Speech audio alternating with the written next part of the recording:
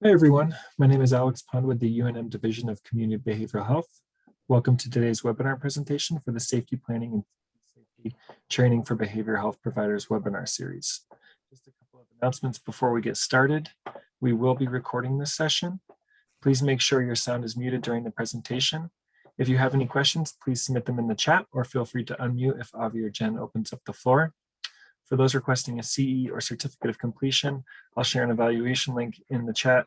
At the end of the presentation, to receive a certificate, you must attend the full presentation. Also, please note that you will have 48 hours to complete the survey before it becomes inactive. I will also be sending registrants recordings of all of the trainings prior to this session. So please take a look in your emails for those shortly. And now I'll hand it over to Avi. Thank you. Hi, everyone. Really glad that you could join Jen and me. And so we've met together for 4 weeks to talk about safety planning. And now we're starting our 4-week conversation with all of us together on seeking safety. And then in our 9th week together, we will put it all together. Because like we've talked about before, seeking safety, 80 to 90% of it is safety planning. And there's a lot of really helpful modules with that. So one thing to alert you to is that you are the only group that we tape for everybody else to see. So if you don't want people to see your face, feel free to just turn off your video. And if you want to identify yourself by your phone number as opposed to your name, whatever you feel comfortable with, feel free. And as you know, I create this content and these PDFs for you as a reference. You'll always get the PDF. Alex will send it to you shortly after this ends. Also, we welcome your wisdom and your experience and your questions and your comments. You can do that by chat, or if you feel comfortable, you can unmute yourself at any time. So today what we're going to do is give you an overview of seeking safety and describe the interaction between trauma exposure and substance use problems. And seeking safety is one of the first, and possibly the first, evidence-based therapy for co-occurring disorders. And as you know, there's a lot of issues still in our field where people who have both severe mental illness or significant challenges, not just specifically with trauma, but any form of serious mental illness and co-occurring substance abuse, there's people who are trained for one or the other, but not both. A lot of times the person who's seeking help is caught in between. So the mental health folks say, you need to deal with your substance abuse before I can deal with you as far as your other issues. And the substance abuse people say, well, you have serious mental illness, including psychotic features and other things which may look like withdrawal or intoxication from a substance. So we need you to deal with that independently and then come back to us. And the poor person feels like nobody can really help them or sees them as a whole person. So what seeking safety does is, first of all, it was grounded in actual people who suffered from both, primarily women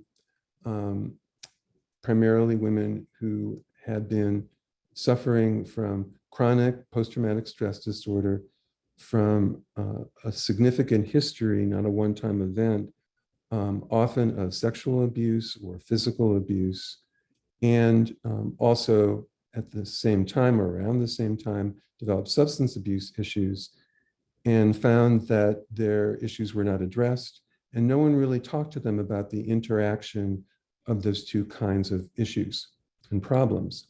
So one of the ways that we're going to start is to look at how there's this unfortunate vicious cycle or feedback loop between people who suffer from trauma and substance use. And sometimes the substance use makes them more vulnerable to trauma. And sometimes the substance use is because of the vulnerability that the trauma creates, and back and forth. So this is why we're going to talk about the advantages of an evidence-based practice that addresses both. And then we'll go over the overall structure and timing. And then in the 3 weeks to follow, much as we did with safety planning, we're going to go into the detail, how you actually do it, what's its advantages and disadvantages, how you can tailor it to the unique circumstance of the individual or the group that you're seeing, what kinds of groups that you want to structure, and how to apply a lot of the information from Seeking Safety to anything else that you do to enhance safety, enhance self-compassion, diminish risky behavior in a co-created, strength-based kind of way.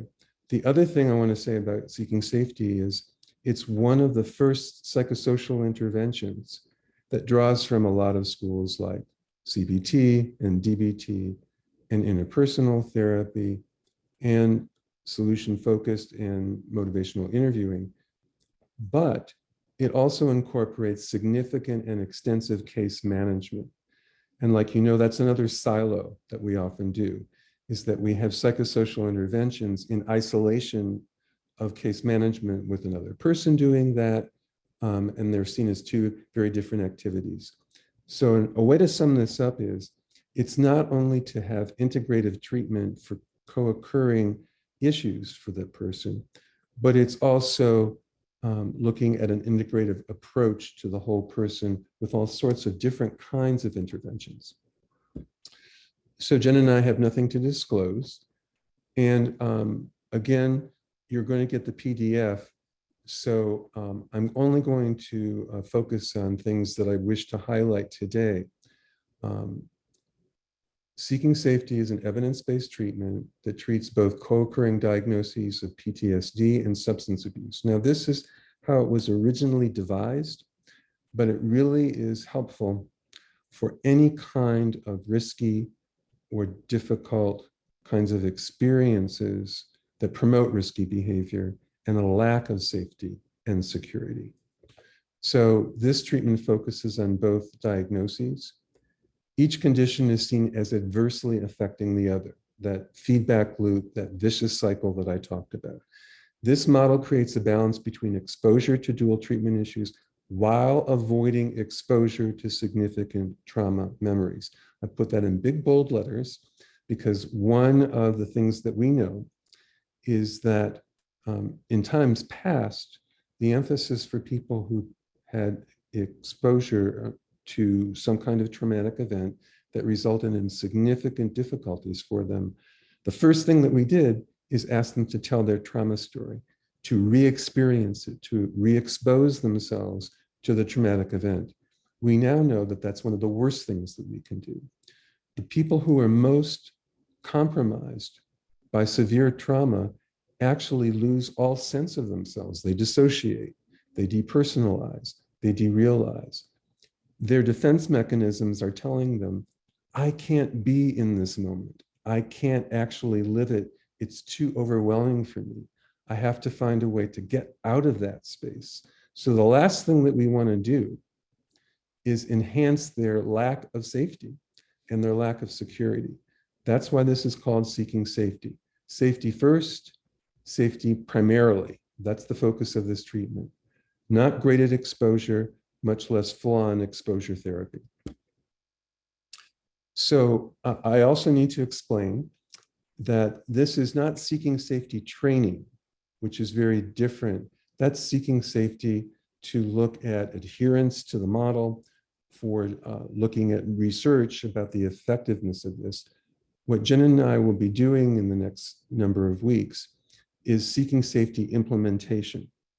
I was trained by Lisa Najovitz, who founded Seeking Safety, as a trainer of Seeking Safety. But when I do it, it's Seeking Safety implementation, not for certification as a Seeking Safety practitioner. The reason I'm just saying this now is A lot of these slides are from Lisa herself. So I'm following a lot of her format. And since this was written in the early 2000s and in the late 1990s, a lot of the information is 20, 30 years old. So I wanted to explain that as well. So PTSD and seeking safety, the concepts of PTSD and trauma may be new or unclear. I found that a lot of people don't even know what the acronym stands for. All they know is that they've been told that it somehow relates to trauma. The goal here is empathy, to help them understand they are not crazy or weak for having the symptoms, that PTSD symptoms are seen as a method of survival, of coping. So the goal, just like it is in safety planning for suicide prevention, like we've talked about earlier, or any kind of risky behavior, people try to cope as best as they can. What we're looking for is finding all the ways in which they have coped safely and enhancing that ability to cope safely, to seek safety and security, to know what situations are dangerous for them, what situations are safe, what people support their recovery, what people support harm and lack of safety and danger. Talking about PTSD helps avoid the desire to minimize the effect of trauma in their life. And the goal is, again, like we've emphasized with safety planning, self-compassion. Very important. So looking at seeking safety and PTSD symptoms, again, remember that this was first written when DSM-4 was around. And I'll talk very briefly about how DSM-5 changed some of the circumstances, but these are the typical symptoms that you would see for PTSD. Now, PTSD and substance abuse, in the short term, substance use may reduce PTSD symptoms, self-medication, help access feelings and memories or escape feelings and memories, reduces re-experiencing symptoms. In the long term, though, they'll increase them. Increases the chance of new exposure by unsafe behavior, leads to increased life stressors on work, finances, interpersonal stresses, housing. If again, the definition of substance misuse and abuse is that acquiring and using the substance triumphs over everything else you're doing in life. And that leads people to try to fund their substance use in all sorts of ways, to seek out people who will supply them drugs, who are often safe and enhance their self-harm as opposed to enhance their safety. Substance abuse can be viewed as a misguided attempt to cope with PTSD and other problems. So strategic therapy uses a phrase, and this is something that was co-created by Jay Haley and others who collaborated with him, where, quote, the initial solution becomes the new problem. So a classic example actually relates to substance abuse. A lot of people, quote, self-medicate with alcohol because of social anxiety. So they have difficulty being in crowds, difficulty meeting new people, feel awkward, feel anxious, socially avoidant. So what do? Drink at a social gathering, and that's highly encouraged, like you know. Most parties mean a lot of alcohol. And then they get the feedback, oh, you're a lot more fun, you're a lot more disinhibited, you're a lot more social when you drink. So you're less anxious about being with other people, but what you learn is the more you drink, the more comfortable and blissed out you are, and maybe disinhibited and maybe funny and maybe easy to get along with. And then the drinking itself becomes a problem and you're an alcoholic. And all the people that you meet, they say, you're only fun and you're only outgoing and you're only extrovert when you drink. Again, support your alcoholism, not minimizing your social anxiety or your non-alcohol induced social interactions. So that's what seeking safety is saying, that a lot of people who are trying to quell their panic, their anxiety, their sense of being endangered, their re-experiencing, their sleep disturbance, and on it goes, that they use substances to quell all those symptoms, to minimize all those symptoms, and then the substance use itself gets out of control. So substance use and trauma, using substances to numb yourself, again, to help with sleep disturbance, using substances in a way that leads to risky situations, getting drugs from someone who's emotionally or physically abusive, exchanging drugs for sexual favors. Substance use leads to relationships with further high-risk behavior than recovery from trauma. And substance use is often, to avoid re-experiencing trauma, takes over, so there's nothing left. Again, you misuse substances so much that you have no other resources to offer yourself, to have compassion for yourself and or others.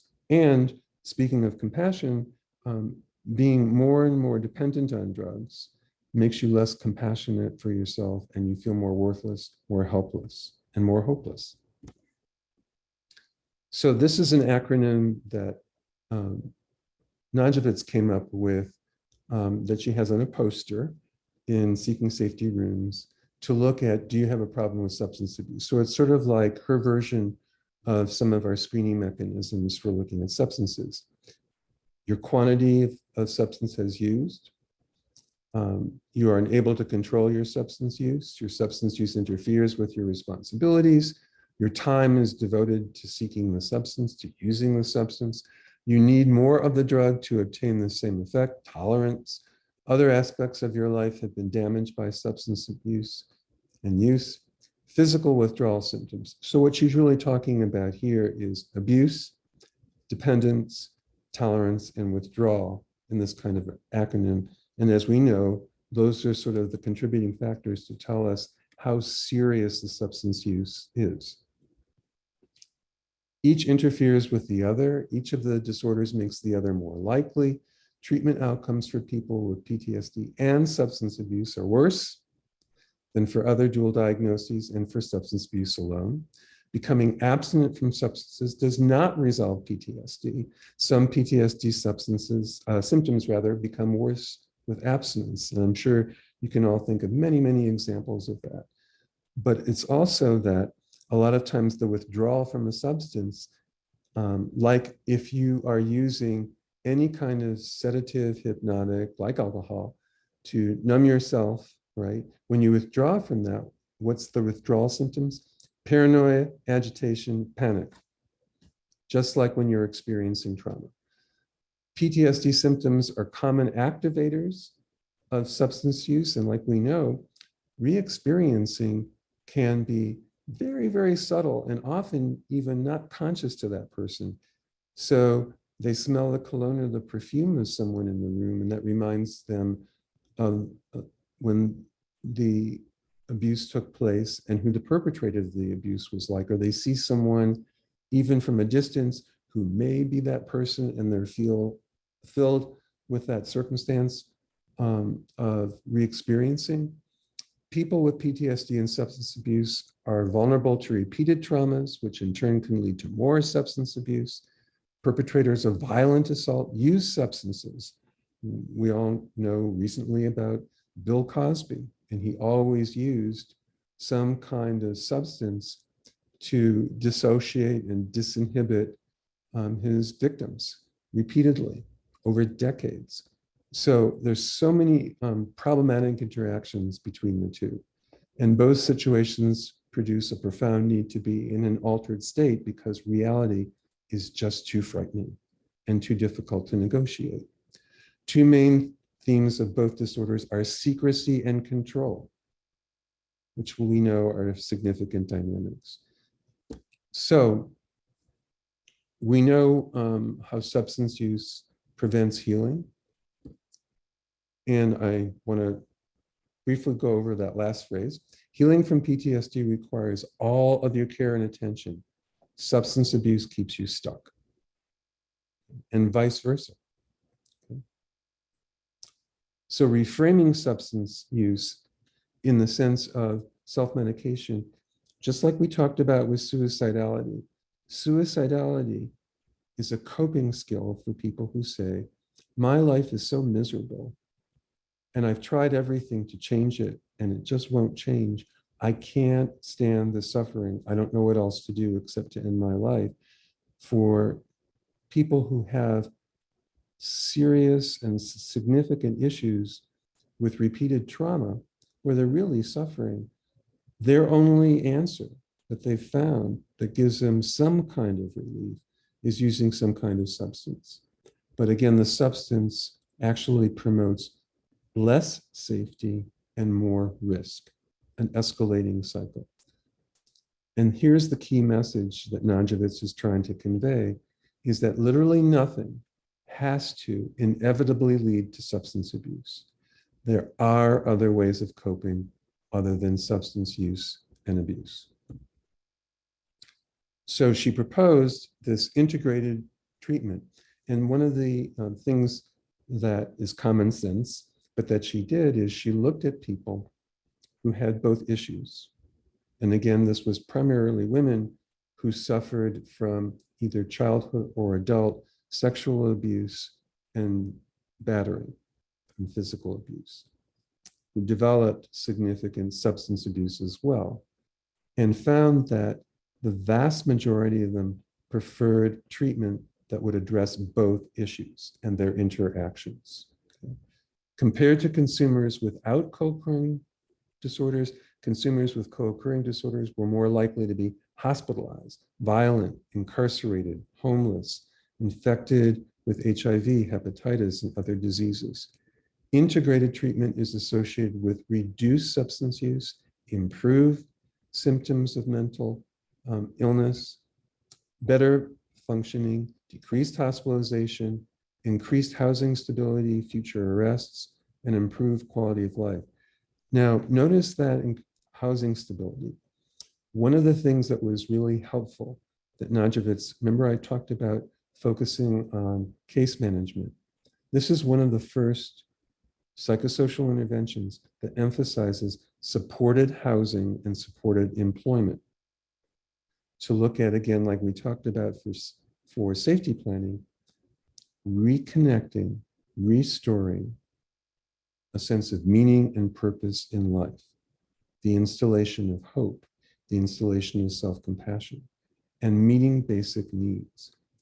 So unlike a lot of other evidence-based therapies that have been used, this incorporates very much looking at community resources, community engagement, looking at spirituality, and looking at concrete needs like basic self-care and supported housing and supporting employment. So attention to these co-occurring treatment needs. Most substance abuse patients are not sufficiently assessed for PTSD. Most substance abuse patients are not informed of their PTSD diagnosis. Most substance abuse facilities do not endorse co-occurring treatment, like we talked about. Most mental health providers do not routinely screen PTSD for substance abuse. So I was the lead psychiatrist who designed the clinical programs for 2 5-year SBIRT programs that we were lucky enough to get from the federal government for the state. And one of the innovations that we had was that we screened for trauma and depression and mood disorders and anxiety disorders and suicidality when we screen for substance abuse. And it will not surprise any of you that the vast majority, 80 to 90% of the people who screen positive for substance use and misuse and abuse also suffered from co-occurring trauma. So one of our primary treatment modalities in this model is seeking safety. And we were one of the first to incorporate peer support workers as an integral and key part of the treatment team. So, seeking safety. Emphasize the importance of treating both. Clear guidelines for how to combine PTSD and substance abuse treatment. Practices new behavior. looking at commitments to therapy, commitments to compassion for yourself, to helping yourself. Encourages the understanding of the relationship between the two, that particular individual.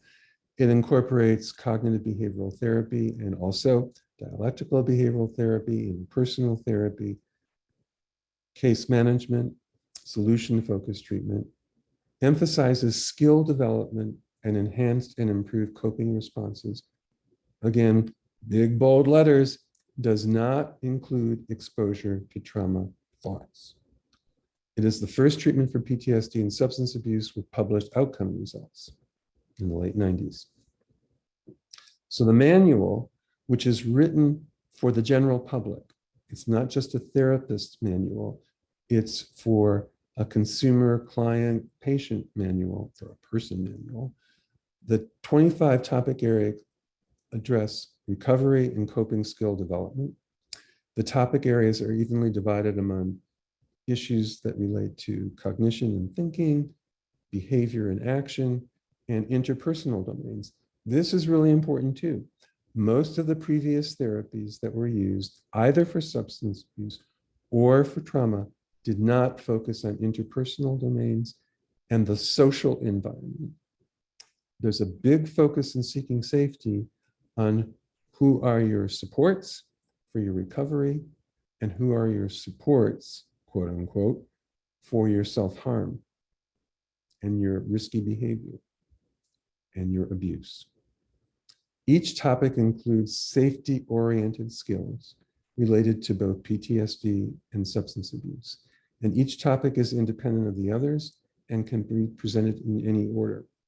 And what I found over the, it's now a couple of decades actually that I've been using Seeking Safety and training in it and helping people look at all of its benefits. One of its primary advantages is its flexibility, but that confuses a lot of people because what we're used to oftentimes is a sequence of steps where different sessions are defined, where you only practice in one modality, like single session or single person sessions, 8 to 10 sessions, and here's what you do in session 1, 2, 3. In Seeking Safety, you can use this as a resource. You can repeat the same module 3 or 4 times in a row if that's what's necessary.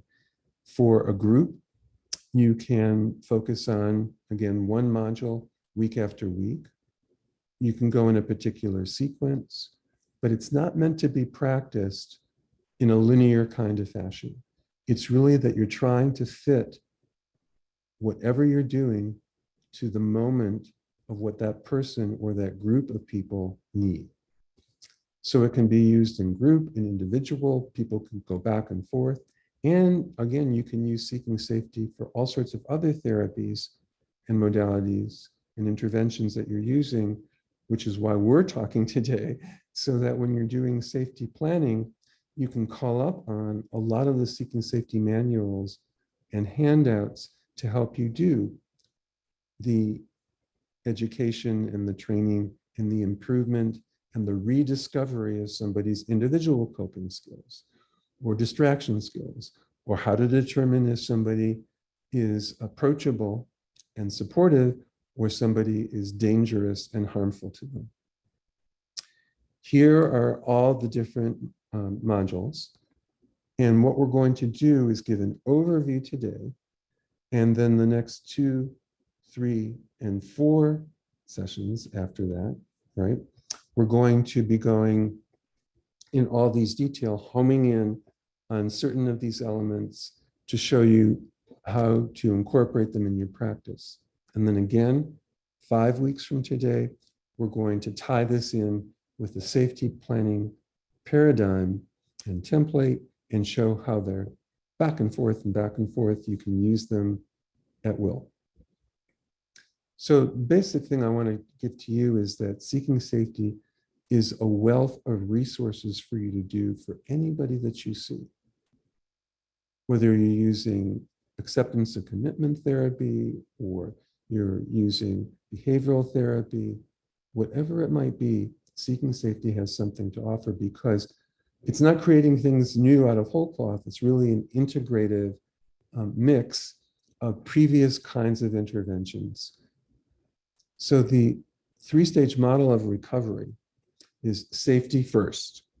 The first stage of healing is to reduce self-harm, acquire trustworthy relationships, gain control over your symptoms, attain self-care for your health, and remove oneself from danger. Seek safety, run from danger. So seeking safety is only focusing on this first stage of recovery, solely only. Mourning from a story of shame and humiliation to one of dignity and virtue through exploration, insight, and grieving deep levels of hurt. Seeking safety sets the stage for that, and in some part touches on that, but that is not the primary focus. Reconnection with joy and productive activity, again, that is an inevitable aftermath and sequela of seeking safety. But the primary focus is developing the skills for attaining safety, which opens up the person for all the rest. Safety stage is the initial process and is the treatment stage presented in this training. This entire treatment, this is a quote from Najovitz, revolves around one central idea. You need to stay safe. Mourning and reconnections are later stages of recovery initiated in the therapy work, but separate from seeking safety. So the 5 central principles. Safety is the ongoing priority in treatment. You don't have to worry about the theme of each session. It's always safety. Integrated treatment of PTSD, restoring ideals that have been lost or discounted or forgotten. So the idea is not that the person is bereft of any kind of sense of purpose, ideals, meaning, and value. They've lost touch with it. And so you're doing your best to rediscover all the opportunities for restoration. In a sense, what they're doing is rediscovering all the good that they have in their life, and more importantly, that they have inside of themselves, all their capacities, all their beliefs, all their purpose, all their meaning, just like safety planning. The 4 content areas, like we talked about, are cognitive, behavioral, interpersonal, and case management. Those are critical factors that were added to seeking safety that were not at all addressed or minimally addressed in traditional, for instance, CBT. Attention to therapist processes. And again, the Therapeutic Alliance is not directive or prescriptive. It's co-created, it's collaborative, it's transparent. And you remember, those are the words that we talked about that are so essential in implementing safety planning. So you can see how seeking safety and safety planning calls on all of us to have a strength-based, solution-focused, co-creative, collaborative, scaffolding kind of relationship, not a foundational, directive, prescriptive, pathological-oriented, deficit-based kind of intervention.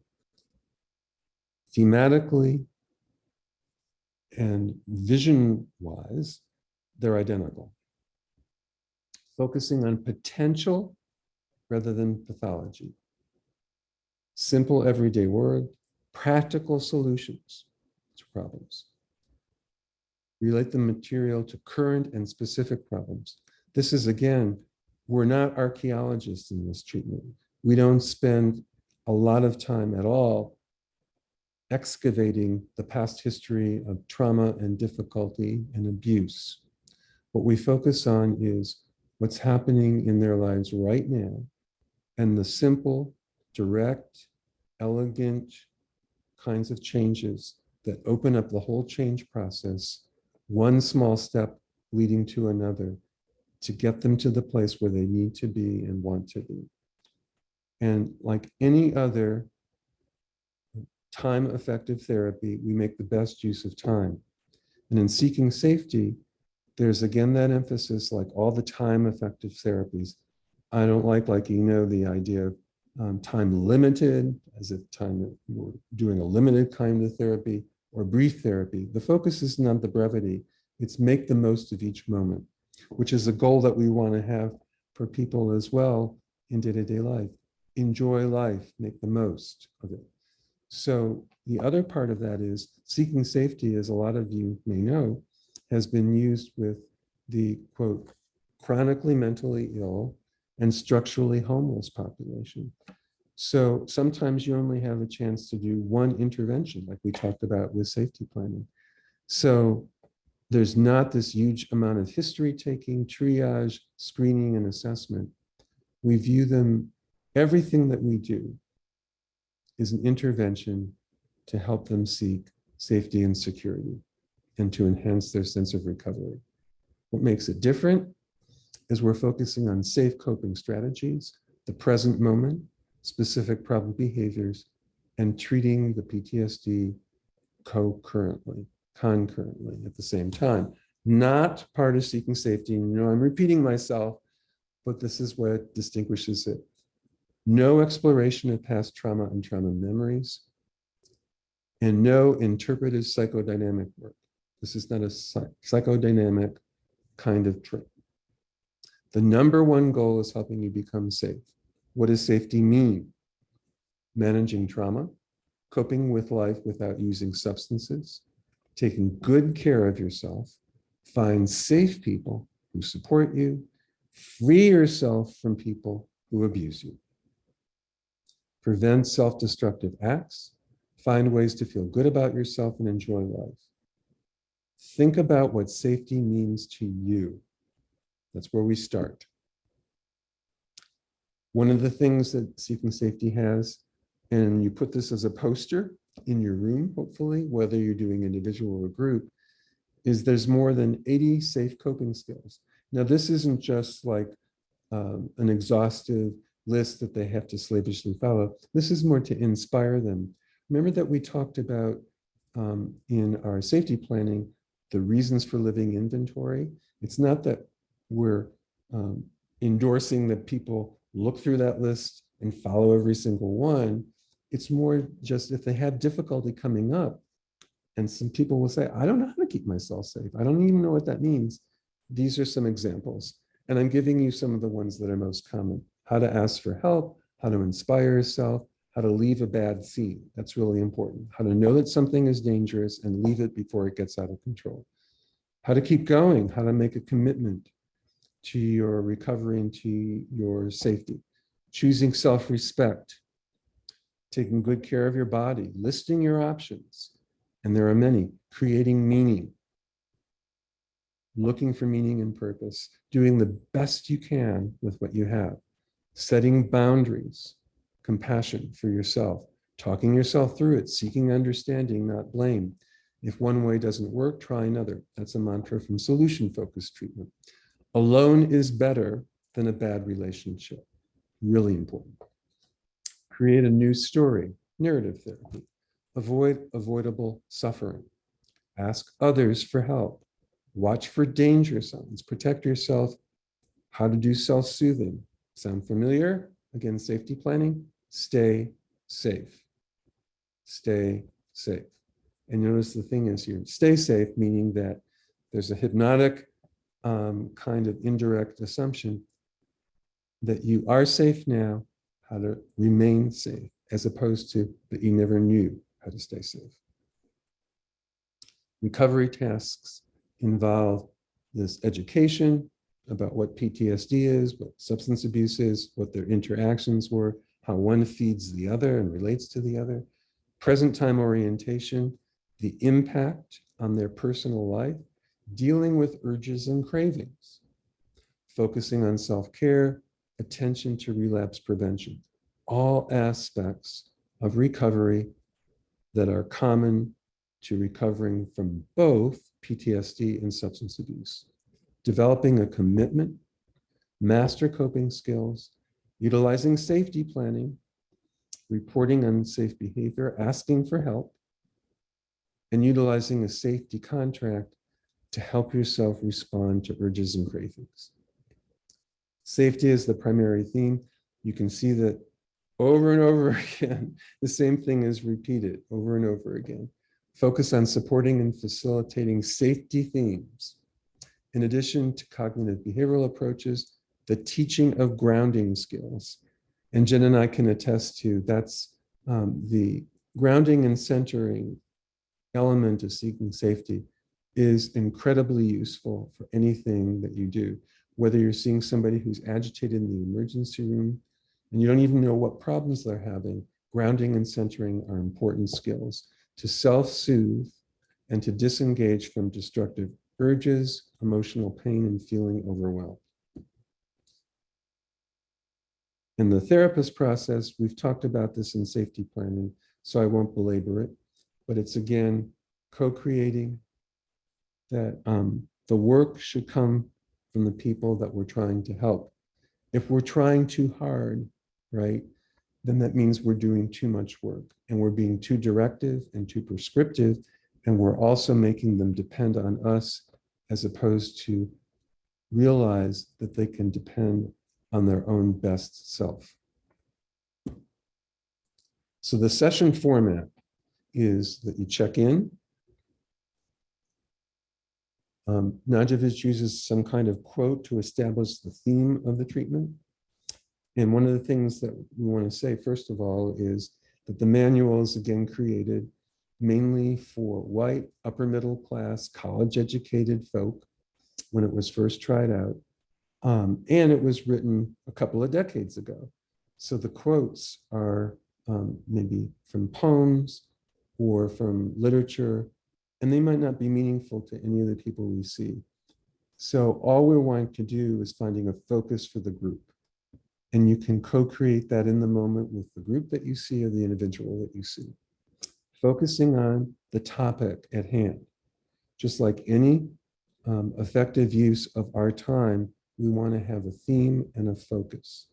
That's one of the major ways in which we can help people is focus on the change they want to have happen in the present and in the near future. Grounding techniques and safe coping sheets, commitment sheets. And what's really lovely about seeking safety, it's one of the first treatments that I'm aware of where the provider makes a commitment to the group or to the person that they're helping. It's not just the one-way street. Typically what we do is we'll have somebody make a commitment to themselves and to us. You know, like I'll keep my appointments or I'll take the medicine as prescribed or whatever it might be. But we don't say what we commit to them. Coincident to developing seeking safety was the birth of narrative therapy. And that was a big part of narrative therapy as well. Most of the strength-based therapies, again, it's co-created. So what that mean is that if we say we're going to look up a resource for them, then that's our commitment to them, that we'll call that agency, we'll find out what the procedure is, if they have actual services that may benefit the person, and report back to them. So we're demonstrating in our behavior that we're committing to them to help their own impulse to help themselves, and that we honor our commitments just like they should honor their commitments to themselves. We're modeling in that kind of way. And then the checkout is to reinforce progress and give feedback. So the big picture priorities again, reduce substance use, reduce PTSD symptoms, increase safety. So the check-in, how are you feeling? What good coping have you done? That's where we start. So it's again, Milton Erickson would describe this as indirect suggestion. Instead of saying, what kind of coping have you done? Much less, tell me about all the awful things that happened, right? Which is oftentimes what we unfortunately do. Tell me what difficulties you've had and how we can deal with that. You start with saying, what good coping have you done? So what we're saying is, even amidst all the difficulties that you're having, you're doing something right. You're doing something that heads you towards recovery. let's focus on that. And like I talked about in safety planning, this comes from solution focus. One window for this that's really helpful is if somebody says, I was approached by somebody that I knew gets me to use, but this time I didn't give in and I walked away. Say, what's different about that time? How did you find it in yourself to walk away from that person?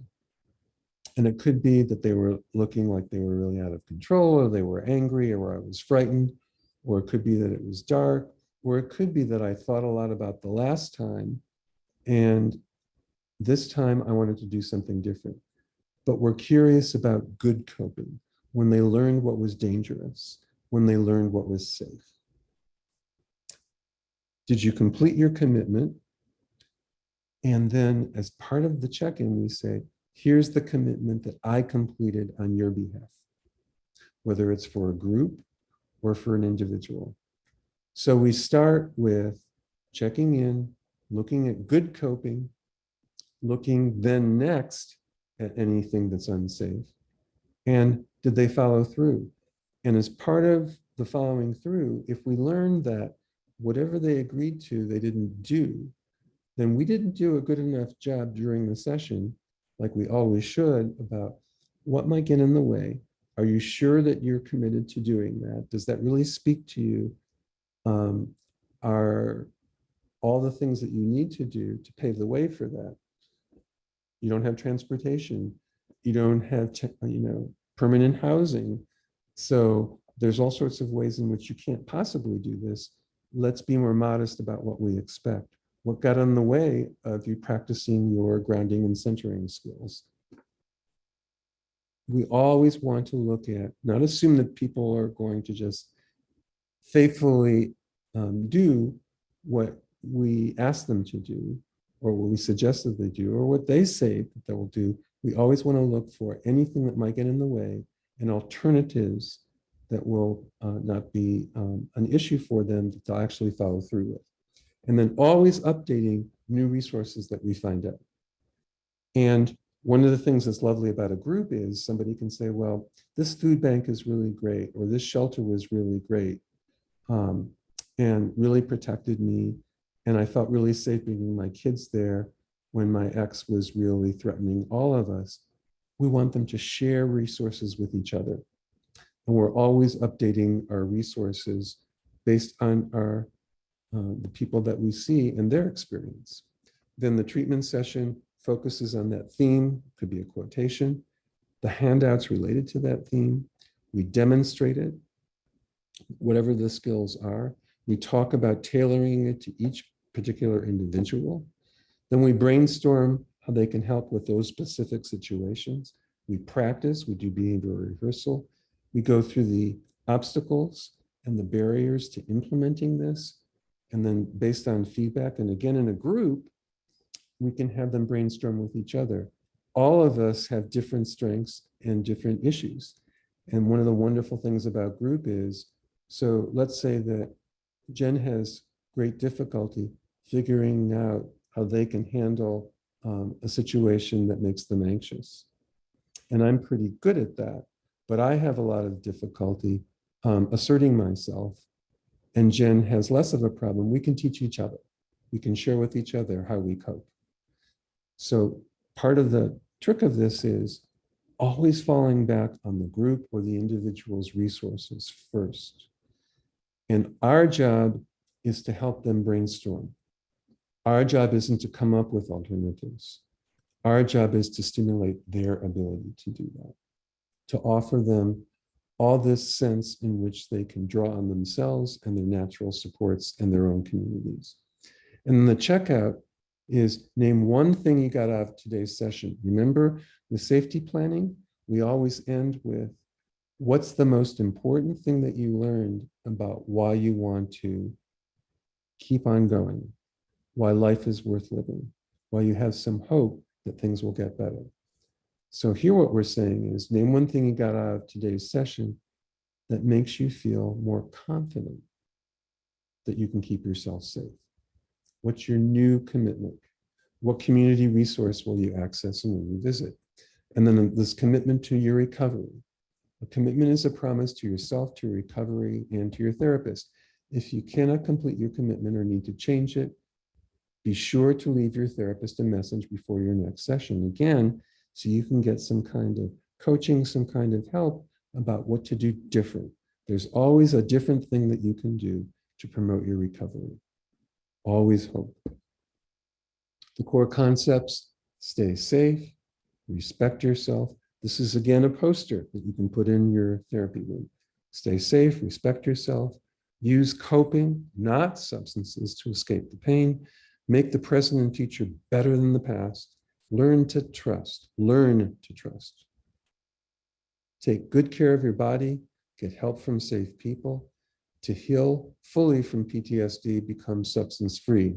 Now, I put an asterisk here. This is when it was first written. Seeking Safety now embraces a harm reduction approach. It was initially devised because of the sign of the times, really, as a sobriety-only kind of recovery system. It is now fully embracing of a harm reduction approach, where the whole fully need not depend on becoming substance-free, but substance abuse-free. So the therapeutic style is, again, scaffolding, direct process without taking charge. It's not directive or prescriptive or one up, one down. I love this one, 80 to 20 rule. The people talk at least 80% of the time. We talk about 20% of the time. How might this apply? We always invoke in when they talk about what's going on with them. How does this apply to your trauma and your experience of trauma? How does this apply to your use of substances? Process barriers and obstacles, I put that in italics, right? Commitment and coping. And the checklist before beginning the treatment, this is, again, you can put this as a poster. A lot of this is to have constant visual reminders, both for us as facilitators and providers and for them. And it's also really helpful for people when we have open-ended groups, which is the kind of group, by the way, that I endorse. For most of the populations we serve, to have a closed group where people are supposed to attend one session after the other is not practical. So here are the case management strategies. Prioritize, break complex goals into small steps, provide several options from which to choose, provide a reason for case management goal, set deadline, right?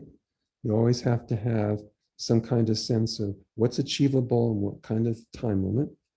Case management needs, you see, housing, medical care, financial assistance. Again, this is a psychosocial intervention based in CBT, but look at all the case management that's involved. And the therapist tasks we just talked about, and the processes we talked about, and how to implement Seeking Safety group, which we'll talk about at length next time, but just in brief, just to know, 5 to 6 is really optimal, not anything larger than that for a 60 to 90-minute session.